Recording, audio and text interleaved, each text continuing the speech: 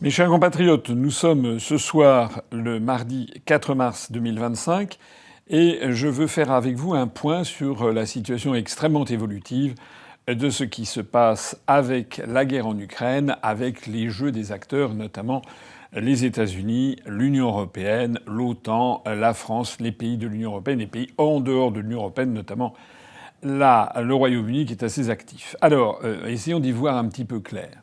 On apprend ce soir que Zelensky a fait une volte-face presque complète, pas tout à fait complète, comme je le dis, à 160 degrés, pas à 180 degrés. Et ça veut dire quoi? Ça veut dire que Zelensky, toute honte bue, a expliqué qu'il trouvait regrettable l'altercation qu'il y avait eu dans le bureau ovale de la Maison-Blanche. Okay, we have some news with regard to Zelensky in Ukraine crossing right now on X. Zelensky is saying a lot of things. Here are a few headlines. Says Ukraine is ready to come to the negotiating table as soon as possible. Says about the clash in the Oval Office, it is regrettable that it happened that way. He says it's time to make things right. So that is the word out of Kyiv. We do believe he is back in that country as we speak. Alors bon, trouver regrettable une situation, c'est pas la même chose que de dire je regrette d'avoir fait que. Mais enfin bon, c'est quand même le mot regret est prononcé dans sa bouche, donc tout le monde comprend qu'il vient un peu à résipiscence. Deuxièmement, il se dit prêt à aborder de façon constructive ses entretiens avec les États-Unis d'Amérique, avec la présidence de Donald Trump, avec le vice-président Vance, avec le secrétaire d'État Rubio. Il se dit donc disposé à calmer le jeu, donc dont acte. Troisièmement, il se dit disposé à entrer pour des négociations de paix avec la Russie. Donc ça, c'est quand même tout à fait spectaculaire, parce que je rappelle que dans l'altercation qui a eu lieu à la Maison-Blanche, il avait pendant 40 minutes expliqué qu'il ne voulait rien entendre, qu'il voulait faire la guerre, qu'il voulait faire la guerre, qu'il voulait faire la guerre. Il ne voulait pas du tout de cesser le feu, il ne voulait pas. Bon. Donc tout ça, il a fait machine arrière à 180, pas à 180 degrés justement, à 160 degrés, parce que la seule chose qu'il n'a pas dite, ou plus exactement ce qu'il a dit, où il donne une impression de fermeté, c'est qu'il a dit qu'il refuserait, il était d'accord pour des négociations, mais qu'il refuserait toute cession de territoire de l'Ukraine à la Russie. Alors bon, il peut le dire, bien entendu, mais personne n'est dupe. Dans toutes les chancelleries, tout le monde a bien compris, sauf peut-être au Quai d'Orsay, où M. Jean-Noël Barrot imagine peut-être qu'on va tout récupérer pour l'Ukraine, mais tout le monde a bien compris que la Russie ne cédera jamais la Crimée, et qu'elle a récupéré la Crimée qui lui appartenait depuis 1774, le traité de Kouchik-Kainarjak, jusqu'à 1954, et ensuite c'était Khrouchtchev qui l'avait donné à la République socialiste d'Ukraine dans le cadre de l'URSS. Voilà. Et donc, je l'ai déjà dit 50 fois, la Russie jamais n'acceptera de rendre la Crimée à un pays, d'ailleurs, qui n'a pas de droit, à part la décision de Khrouchtchev, c'est un peu léger pour justifier un droit de possession, et tout simplement parce que ce territoire est entièrement peuplé de russophones, russophiles, orthodoxes, ayant des liens avec Moscou, beaucoup de militaires, et qui ne veulent pour rien au monde passer sous le régime de l'Ukraine et qui veulent être rattachés à la Russie. Et puis surtout parce qu'il y a également le port en eau profonde et en eau chaude de Sébastopol, qui est l'un des principaux ports de la marine russe. Donc évidemment, jamais la Russie ne cédera la Crimée, pas plus d'ailleurs que les républiques du Donbass, dont je rappelle qu'elles ont été intégrées en droit interne russe.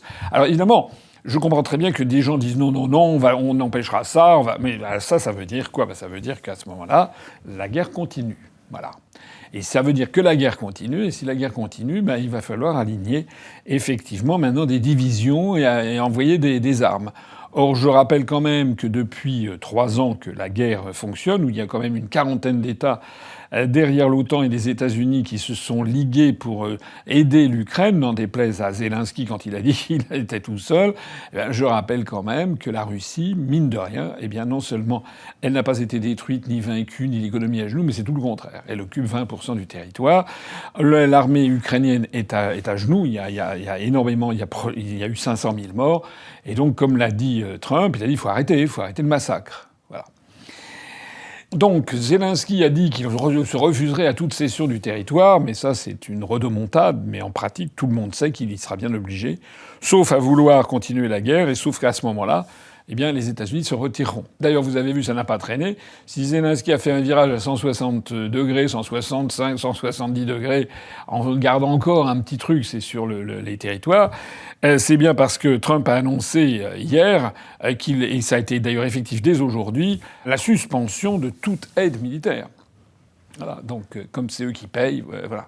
Hein, qui paye commande, comme on dit. Hein. Celui qui paye l'orchestre fixe la musique. C'est un proverbe, je crois, qui est plus ou moins américain. Alors, donc, voilà déjà l'état de la situation. La situation, elle prend évidemment de court Zelensky, il a été obligé de faire avec, mais elle prend de court les Européens. Et les Européens se retrouvent devant une situation... Alors, c'est incroyable, en fait, à quel point les pays d'Europe sont dirigés par des branquignoles, puisque... À l'évidence, ils réagissent aux événements, ils courent après les événements sans les prévoir.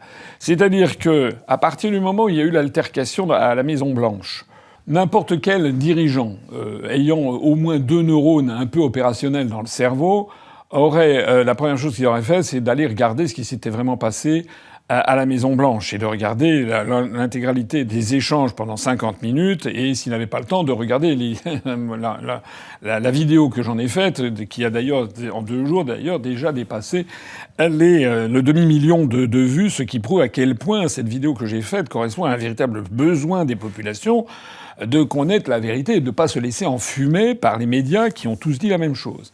Pas du tout. On a vu que défiler en France, tous les responsables politiques français, de Madame Le Pen jusqu'à Mélenchon, avec peut-être une petite ambiguïté du côté de Zemmour, qui a trouvé la formule qui permettait de montrer qu'il n'était pas tout à fait d'accord, tout en étant pas tout à fait non plus d'accord, etc. Bon, mais en gros, on a assisté à un déferlement d'indignations extraordinaires.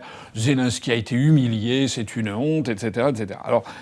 Moi, je suis absolument sidéré là-dedans parce qu'on a vraiment affaire à des dirigeants qui, en fait, enfin, je sais pas, ils ont un cerveau de poisson rouge, en fait. C'est-à-dire qu'ils ne voient pas 3 secondes à l'avance. Voilà ce qui va se passer. Parce que à partir du moment où on commence à dire mais c'est scandaleux, etc., il faut soutenir Zelensky, on va y aller, on va faire la guerre. Enfin, c'est quasiment. On a vu Monsieur François Hollande qui était là à réclamer sur l'air des lampions une aide supplémentaire à l'Ukraine. Il faudrait quand même réfléchir un peu aux conséquences. Enfin, c'est incroyable. On dirait des enfants. Ils ne pensent pas aux conséquences. Les conséquences, il va falloir de l'argent et beaucoup d'argent pour suppléer au départ des États-Unis. Mais des sommes énormes, des sommes absolument monumentales. Et c'est Monsieur Hollande ou bien Macron qui sont à la tête d'un État qu'ils ont ruiné. La France est totalement ruinée, on a des capacités d'emprunt qui se limitent et qui risquent d'ailleurs de s'effondrer si Standard & Poor's, donc la prochaine fois, nous fait chuter de A- à A- en cotation. Ce sont ces gens qui nous expliquent qu'il faut y aller la fleur au fusil, mais c'est complètement délirant. Alors, il y a eu ce sommet de Londres, donc le 2 mars, et le seul là-dedans qui a donné un peu l'impression de réfléchir un tout petit peu, c'est le secrétaire général de l'OTAN, le néerlandais Mark Rutte. Parce que les Néerlandais, c'est un peuple, je donne un peu dans les généralités bien sûr, mais enfin, les Néerlandais sont quand même considérés comme des gens qui sont rigoureux, près de leurs sous, c'est un peuple protestant majoritairement. C'est un peuple qui ne se laisse pas compter, qui est très pragmatique. Et donc, Mark Rutte, il n'a pas oublié qu'il était néerlandais quand il a pris la tête de l'OTAN. Eh bien, Mark Rutte, il a regardé quelles étaient les ressources de l'OTAN. Et lui, sa panique, c'est l'idée que les États-Unis se retirent de l'OTAN. Ce qui pourrait d'ailleurs être annoncé, semble-t-il, peut-être dans les prochaines heures. Au moment où je parle, ça n'est pas encore annoncé. Mais enfin, on voit des voix qui sont assez autorisées. En particulier, Elon Musk a dit que les États-Unis devaient se retirer de l'OTAN. Il a dit également de l'ONU. Alors ça, je ne crois pas du tout que les États-Unis se retireront de l'ONU. Là, ce serait une erreur monumentale en termes diplomatiques. Mais en termes d'OTAN, c'est possible. Alors, Mark Rutte, il sait très bien que c'est l'essentiel, enfin une grande partie, une majorité de son budget qui serait plus, il pourrait plus fonctionner. Donc lui, il a dit attention, il faut calmer le jeu. Et donc il a dit il faut absolument que Zelensky présente ses excuses. Enfin, il n'a pas dit exactement comme ça, mais voilà, qu'il regrette ce qui s'est passé. Et c'est ce qui s'est passé. C'est-à-dire que Zelensky vient d'appliquer la demande de Mark Rutte, qui finalement, dans le lot de ces chefs d'État et de gouvernement que l'on a présentés dans la presse comme étant européens, alors qu'ils n'étaient pas spécialement européens, enfin ils l'étaient un peu, mais sur les 19 personnes présentes, il y avait 13 chefs d'État européens, plus Madame von der Leyen représentant la Commission européenne comme présidente, plus Monsieur Costa qui est portugais et qui représentait la présidence du Conseil européen. Mais les autres, il y avait donc cinq États qui, eux, étaient en dehors de l'Union européenne. Voilà. A commencé par le Royaume-Uni, mais a continué aussi par le Canada et la Turquie. Le Canada et la Turquie, qui eux font partie de l'OTAN, mais font même pas partie de l'Europe continentale. Bref. C'était donc une espèce de réunion comme ça. Il manquait quand même il y avait 12 États membres de l'Union européenne. Et donc, il en manquait 15 par rapport aux 27.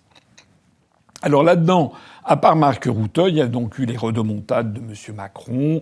Il y a Scholz qui était, on ne sait pas pourquoi il était là, parce que il est complètement démonétisé, donc il était un peu posé sur une étagère comme ça, comme sur le rebord d'une cheminée. Je crois pas qu'il ait dit grand-chose. On a remarqué beaucoup M. Keir Starmer, qui est le Premier ministre britannique, et qui est en train peut-être de réussir ce tour de force, d'être au moins aussi bête que notre ministre des Affaires étrangères. C'est incroyable. Alors, M. Starmer, qui est en fait, je sais pas comment c'est possible, qu'il y ait des chefs d'État qui soient choisis de cette façon. M. Starmer, en tant que Britannique, a dit qu'il allait envoyer des troupes, qu'il prenait un engagement, je crois, de 2, et quelques milliards de livres sterling pour aider le Royaume-Uni, qu'ils allaient faire fabriquer des missiles en Irlande, c'est demain je rase gratis, hein, vous connaissez, on va faire ci, on va faire ça. Ça veut dire d'ailleurs au passage qu'ils n'avaient absolument rien prévu. Mais le plus comique dans toute cette affaire, c'est que vous avez des journaux de britanniques spécialisés qui ont quand même tiré la sonnette dans l'arme en disant mais il est complètement siphonné le Premier ministre. C'est-à-dire que l'armée britannique en ce moment est dans le pire état qu'on a jamais vu au Royaume-Uni depuis 1945. Au point que les journaux spécialisés britanniques ont fait remarquer qu'il n'y avait pas plus de 25 chars d'assaut, de tanks, en état de fonctionnement, avec le personnel qui va avec. Voilà. Le Royaume-Uni, c'est ça. C'est 25 tanks. Je ne sais pas si vous vous rendez compte. Bon, alors, il y a quand même, sans doute, effectivement, quelques avions, etc. Mais enfin, c'est un pays dont l'armée a été complètement ruinée, en fait. Voilà. C'est un petit peu la même chose qu'en France. Alors, depuis maintenant 2 ans, le budget de la défense redémarre. Macron l'a décidé. Mais je rappelle que lorsqu'il était arrivé en 2017, le premier acte qu'il avait fait dans sa vie de président de la République, c'était de s'opposer au chef d'état-major des armées, qui était le général De Villiers, le frère de Philippe De Villiers, vous vous rappelez, parce qu'il avait décidé de baisser encore le budget des armées, qui était déjà subclaquant. Donc Macron, quand il arrive comme président de la République en 2017, la première chose qu'il fait, c'est de tailler dans le budget de la défense. Et voilà le même qui maintenant, 7 ans après, nous fait des grandes déclarations sur le fait qu'il faut absolument réarmer. Ben oui, le problème, M. Macron, comme M. Starmer, comme tous ces dirigeants, c'est que lorsque l'on prétend être un chef d'État, on ne réagit pas à l'actualité la plus immédiate. Il faut quand même voir loin. Et sur la défense, comme sur la démographie, la natalité, l'éducation, les grandes infrastructures structurantes comme l'électricité, l'énergie,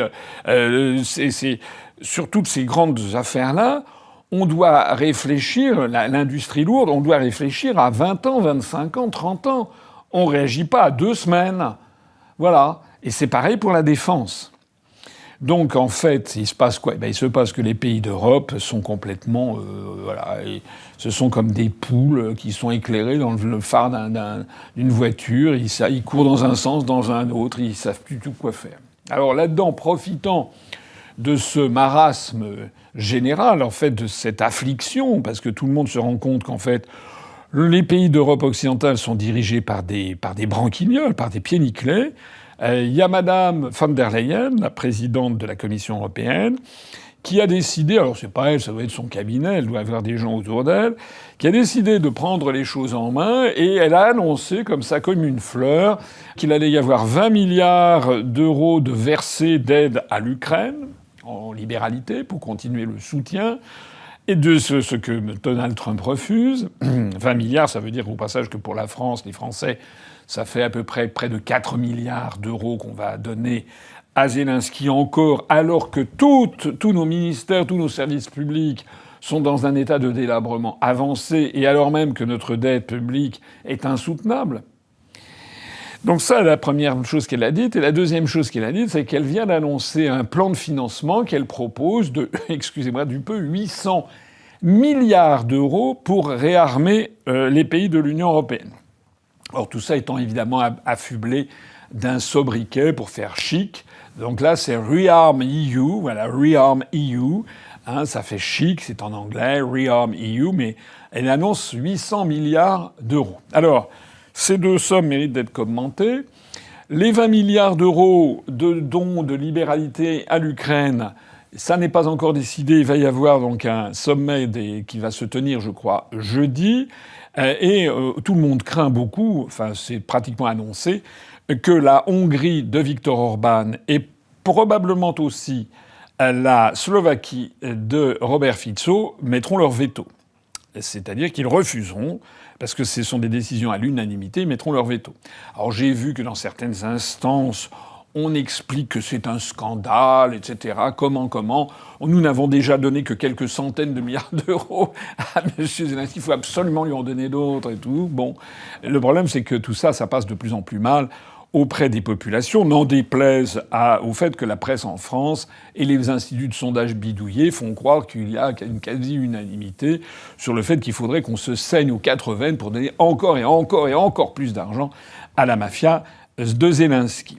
En attendant, il est donc très probable qu'on aille face à un veto au prochain Conseil, avec des menaces de certains qui disent on va outrepasser le veto. Alors ça, moi je regarde ça, je prends des pop-corn, hein, comme on dit, parce que on est dans un de ces moments où l'histoire mondiale d'un seul coup s'emballe. C'est pour ça d'ailleurs que je fais cette vidéo ce soir, alors que demain soir on a notre direct. C'est que tous les jours ça change, tous les jours il y a du nouveau. On est comme exactement ce qui s'est passé en Europe entre 1988 et 1991, avec l'effondrement de l'Union soviétique, enfin d'abord du camp socialiste, puis de l'Union soviétique. Donc tout est possible, y compris qu'on assiste à un début d'explosion de l'Union européenne. La probabilité, c'est quand même on va encore surmonter ça, parce que la Commission européenne va dire attention, vous la Slovaquie, vous la Hongrie, si vous êtes très méchants, on vous donnera pas l'argent que nous avons, qui est en fait l'argent des Français et des Allemands, je le rappelle quand même, et des Néerlandais. C'est possible qu'il y ait ça, mais jusqu'où durera cette forme de chantage, c'est pas du tout évident. J'ai publié sur Twitter un communiqué public qui a été rendu public par Robert Fico, le Premier ministre de Slovaquie, qui ne laisse aucun doute. Il a dit qu'il était contre toute agression contre la Russie. En fait, il soutient totalement la position de Trump. Il veut la paix. Il exige que l'Union européenne œuvre pour la paix et obtienne une réouverture rapide de l'approvisionnement en gaz russe, parce que c'est absolument vital pour l'économie de la Slovaquie notamment. Et il exige aussi que la Commission européenne tienne compte des différentes opinions et qu'il y a au sein de l'Union européenne, que ça cesse d'être en fait un État quasi totalitaire. C'est bien de ça qu'il s'agit. Tout ça pour vous dire à quel point la situation se crispe au sein de l'Union européenne. Donc ça, c'est pour le paquet des 20 milliards d'euros dont il n'est pas du tout sûr que Mme von der Leyen va pouvoir le donner. On se demande d'ailleurs qui est cette dame qui est élue par personne, qui donne des leçons de démocratie à la planète entière et qui se permet de disposer, au nom par exemple des Français, de sommes énormes, hein, alors que nous, on en est à compter aux quelques dizaines de milliers d'euros pour tel ou tel budget de telle ou telle action publique. Enfin, c'est hallucinant. Hallucinant.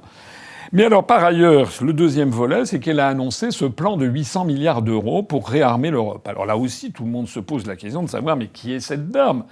Certes, l'article 42 du traité de l'Union européenne revient en quelque sorte à placer l'action de la politique étrangère et de sécurité de défense sous la houlette de l'OTAN, mais à aucun moment il n'est inscrit que c'est la présidente de la Commission européenne qui a toute autorité pour financer des plans de réarmement. C'est-à-dire que Mme von der Leyen, comme elle le fait d'ailleurs depuis plusieurs années, ça va faire 6 ans d'ailleurs, ou 7 ans maintenant qu'elle le fait. Elle agit par coup d'État, des espèces de... Comme il y a des micro-tremblements de terre, ce sont des micro-coups d'État. Elle fait des coups d'État, mais si personne ne dit que ce sont des coups d'État, si tous les dirigeants européens, au lieu de défendre les intérêts nationaux, sont de mèche avec cette procédure qui consiste progressivement à piquer de plus en plus de pouvoir aux États-nations, ben elle peut continuer autant qu'elle veut. Donc elle a lancé un plan de 800 milliards d'euros. Alors là, évidemment, les bras nous en tombent parce qu'on ne sait pas du tout comment ça va être financé. Elle a articulé le fait qu'il y aurait 150 milliards d'euros de prêts. Le reste, on ne sait pas trop d'où ça viendra. Est-ce que ce sont des dons? Est-ce que ce seront des emprunts? Les pays dits, les pays sobres ou les pays, comment dirais-je, économes du nord de l'Europe, notamment l'Allemagne, mais aussi la Finlande, mais aussi les Pays-Bas, justement, eux ont toujours montré leur opposition totale à des obligations européennes qui reviendraient à ce que l'Europe s'endette et donc que tout le monde serait solidaire de la même dette. C'est ce que souhaitent les pays latins, à commencer par la France ou l'Italie, qui voudraient que, en fait, les Allemands soient solidaires des dettes françaises ou italiennes.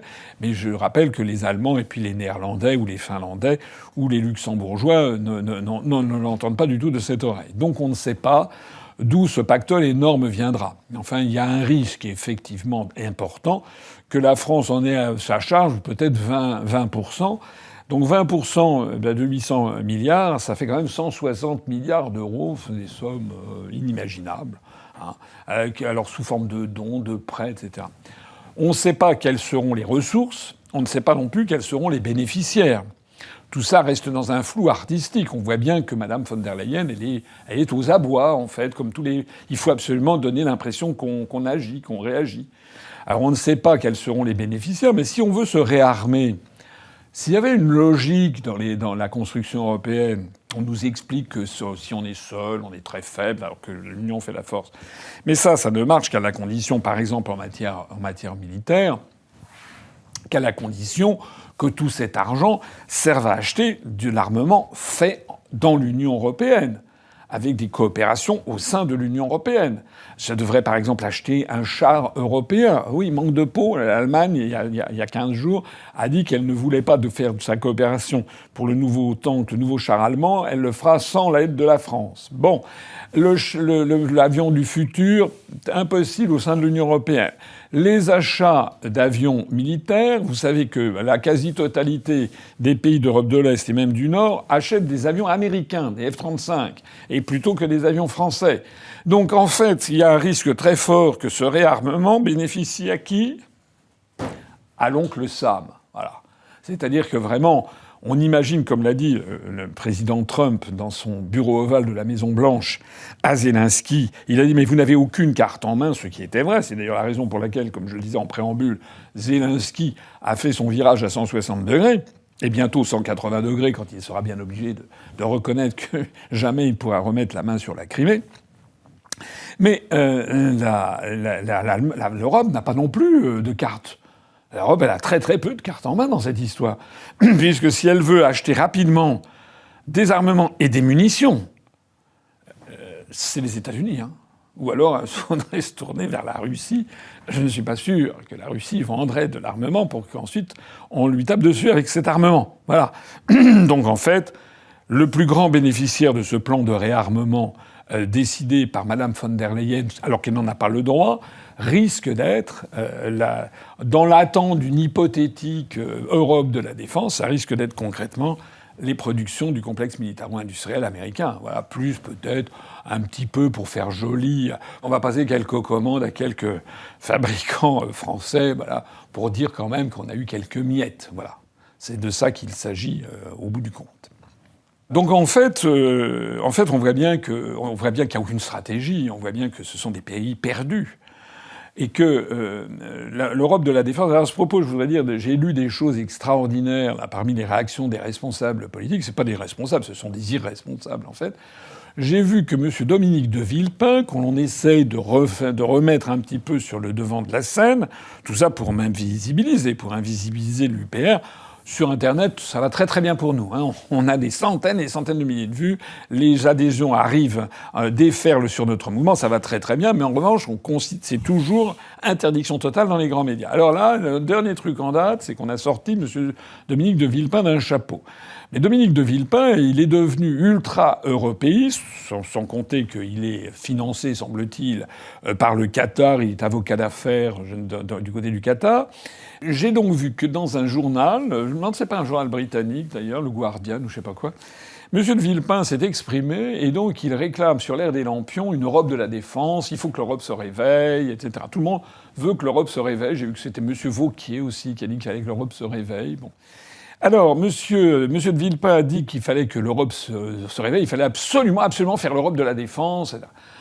Alors moi, j'avoue que je suis un peu triste de ce genre de déclaration, parce que monsieur de Villepin, que je connais un petit peu, c'est quand même quelqu'un qui a été diplomate, directeur de cabinet du ministre des Affaires étrangères, puis secrétaire général de l'Élysée sous Chirac, puis ministre français des Affaires étrangères, et puis également Premier ministre.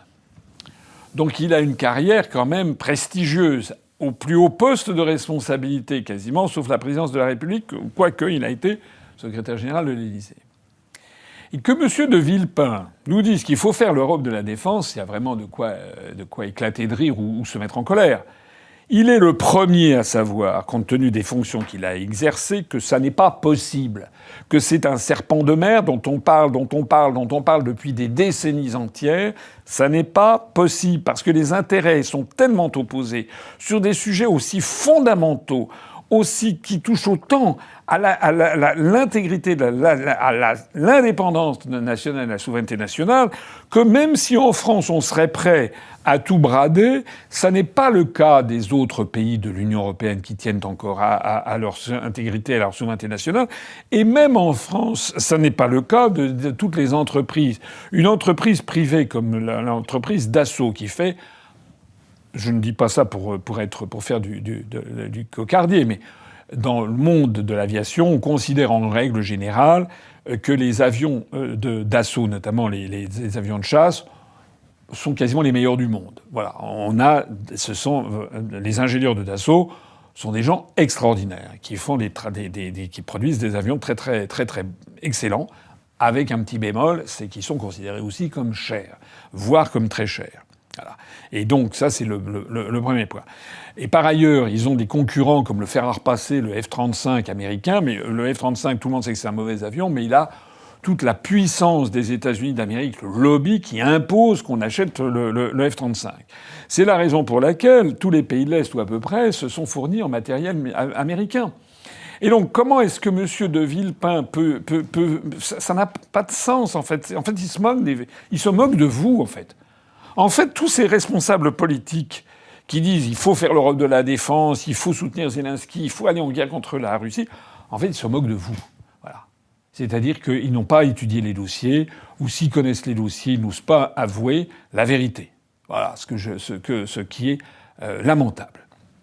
Alors, il y a autre chose dans ce dossier, c'est qu'on est en train de remettre sur le devant de la scène le couple franco-allemand. Donc j'ai vu que là, on commence à ressortir le couple franco-allemand. Je me demande si il y a un journal, peut-être le Figaro, là, qui interroge l'ambassadeur d'Allemagne en France, qui dit oui, il faut absolument remettre en avant le couple franco-allemand. Alors on signale au passage que cet ambassadeur est marié avec une Française, donc voilà, c'est la meilleure preuve. Alors, tout ça, c'est de la communication, c'est de la com.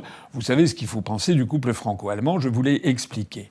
Ce qui est certain, c'est que, et là il faut faire très très attention, c'est que depuis que la Constitution européenne existe, il arrive parfois que l'Allemagne soit un peu en difficulté, ou que la France soit meilleure qu'elle sur tel ou tel sujet.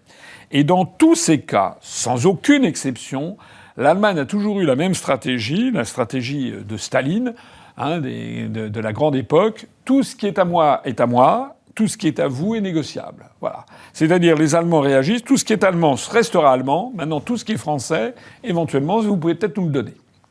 On l'a vu sur un nombre incalculable de fois, notamment sur Airbus, où progressivement, il y a de plus en plus de valeur ajoutée pour la fabrication des Airbus qui est passée aux mains des Allemands, y compris d'ailleurs la présidence du groupe Airbus qui est maintenant détenu par un Allemand. On l'a vu sur l'affaire de l'énergie, où la France a été obligée de tailler des croupières à son propre équipement nucléaire, tout ça parce que les Allemands n'avaient pas réussi à imposer à leur population un programme électronucléaire. Donc maintenant, ils nous jalousent. Et donc nous, on a dit, ah oui, en fait, on est trop compétitifs. Donc on va quand même s'empêcher d'être trop compétitifs pour vous faire plaisir. Donc ça, c'est le marché de l'énergie. Ça a été le cas sur l'industrie, c'est le cas sur le taux de change de l'euro, c'est le cas sur le fameux traité de Aix-la-Chapelle où Macron avait tout cédé à Madame Merkel. Et donc on a pris l'engagement que les Allemands pourraient être avec nous quasiment un copartage de notre siège au Conseil de sécurité des Nations Unies. Semble-t-il qu'il devait y avoir des conseils des ministres franco-allemands. Bon, on a l'impression que tout ça c'est un peu tombé en désuétude parce que c'est tellement artificiel, ça ne correspond tellement à rien. Voilà. Donc à chaque fois que on nous ressort le couple franco-allemand, c'est en général que les Allemands ont besoin qu'on leur file quelque chose. Voilà. Alors là, ils nous font la chansonnette du couple franco-allemand. En revanche, quand nous, on a des besoins, par exemple, justement, l'endettement européen, là, c'est nine. Quand c'est sur le taux de change, c'est nine, etc., etc. Bien. Alors, il y a une petite musique qui est en train d'apparaître, vous l'avez vu, c'est la musique concernant notre armement nucléaire.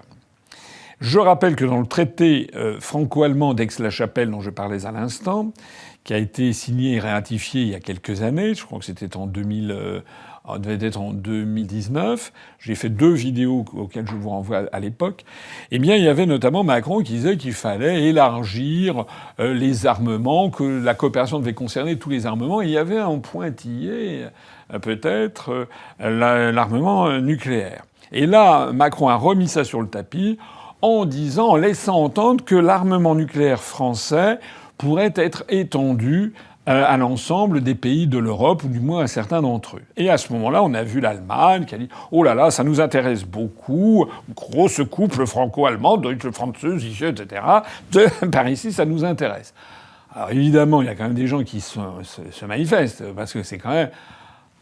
Macron n'a pas été élu pour brader notre patrimoine, notre armement nucléaire. Alors aussitôt, il y a eu des contre-feux venant de l'Élysée, où on a dit que M. Macron n'avait pas dit ce qu'il avait dit, qu'en fait, il était hors de question de céder à l'Allemagne le bouton nucléaire pour appuyer sur la bombe, que le bouton nucléaire, ça resterait en France uniquement, et donc voilà. Mais qu'il fallait envisager d'étendre le parapluie français à l'Allemagne et à d'autres pays, éventuellement, pourquoi pas jusqu'aux pays baltes. Alors plusieurs choses à dire là-dessus. C'est que les promesses d'ivrogne, comme je les appelle, on sait ce que c'est. C'est-à-dire que on nous a tellement souvent dit de choses. Non, rassurez-vous, on ne fera jamais ça. Et puis en fait, au bout de plusieurs années, voilà, c'est quand même bien ce qui arrive. Il n'est pas impossible du tout que on aboutisse à une codécision franco-allemande sur l'utilisation de la bombe nucléaire. Mais en vertu de quoi ? En quoi est-ce que le peuple français, nos aïeux se sont saignés aux 4 veines pour avoir un armement nucléaire assurant notre indépendance et notre souveraineté nationale et faisant de la France une grande puissance, en vertu de quoi on devrait faire bénéficier cela de nos amis allemands qui, par ailleurs, sur tout le reste, nous taillent des croupières? En vertu de quoi ? En vertu de l'Ukraine, qui est un pays qui est déjà complètement perdu, et c'est pas de toute façon nous qui décidons, ce sont les Russes et les Américains. Donc de plus en plus, cette affaire ukrainienne apparaît comme peut-être un prétexte pour faire avancer au forceps et faire croire à un peuple français qui décidément est d'une naïveté extraordinaire, surtout s'il ne se gave que d'informations venant de BFM TV, LCI ou TF1, mais de faire croire aux Français que ce serait notre intérêt vital. Non.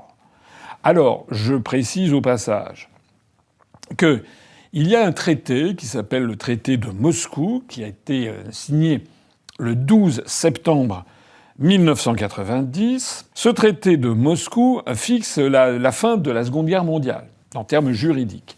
C'est-à-dire que les puissances occupantes de l'Allemagne, dont je rappelle qu'il y en avait 4, il y avait l'Union soviétique, donc, dont le successeur en termes de succession d'États, c'est la Fédération de Russie, les États-Unis d'Amérique, le Royaume-Uni et la France étaient les 4 puissances occupantes. Vous savez que chacune avait sa part. Donc la Russie, l'Union soviétique avait la part qui est devenue la République démocratique allemande, la RDA, et la RFA a été constituée des 3 zones d'occupation américaine, anglaise et française. La France avait une petite zone d'occupation qui n'était pas très... C'était la plus petite des 4, mais elle avait quand même une zone d'occupation qui expliquait d'ailleurs pourquoi il y avait des militaires français en Allemagne jusque dans les années 80. Alors le traité de Moscou du 12 septembre 1990 a définitivement clôturé cette sujétion en fait de l'Allemagne à des puissances étrangères en termes juridiques. Désormais, l'Allemagne a, depuis 1990, a accédé à son rang de plein État indépendant et souverain. Pas tout à fait quand même, puisqu'il y a un article 2 et surtout un article 3 dans ce traité qui interdit en fait à l'Allemagne. L'Allemagne s'interdit, n'a pas le droit de fabriquer, d'entreposer sur son sol ou de contrôler, c'est le mot en français, des bombes nucléaires, des armements nucléaires, bactériologiques ou chimiques. Et je signale que ceux qui sont garants de la bonne exécution de ce traité a été signé à l'époque entre la République fédérale d'Allemagne, la République démocratique allemande, qui existait encore le 12 septembre 1990, mais qui, quelques semaines après, n'existait plus. Mais donc ça a été co-signé par la RDA, la RFA, et ça a été co-signé par les 4 puissances victorieuses de l'Allemagne en 1945, l'Union soviétique, c'est-à-dire la Russie, les États-Unis, le Royaume-Uni et la France. Or, ce sont ces 4 puissances qui sont garantes de l'exécution du traité de Moscou de 1990. Et parmi ces 4 puissances, il y a la Russie. C'est-à-dire que la Russie a son mot à dire si d'aventure Macron décidait comme ça de faire cadeau de l'armement nucléaire à l'Allemagne. Alors je sais, mais l'Élysée dit non, il n'en est pas question. Bon, on sait ce que valent les promesses de Macron.